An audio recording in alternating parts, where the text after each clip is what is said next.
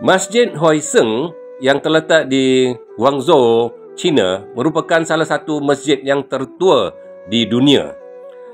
Menurut pandangan tradisi Muslim tempatan, masjid ini dibina pada tahun 627 Masehi oleh sahabat Nabi Sayyidina Sa'ad bin Abi Waqqas radhiyallahu an yang tiba di Guangzhou pada tahun 627 Masehi dan membina masjid ini.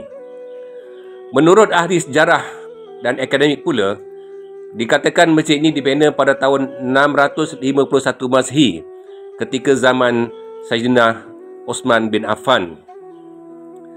Dan yang menariknya, masjid ini mempunyai satu menara yang tinggi, menara putih yang dikatakan menara cahaya setinggi 35 meter, berbentuk silinder putih dan dibina mengikut seni bina Timur Tengah kuno dan bercampur dengan seni bina Cina. Dan menara ini dijadikan tempat untuk azan dan juga sebagai mercu pandu bagi pedagang-pedagang yang tiba di pelabuhan Guangzhou.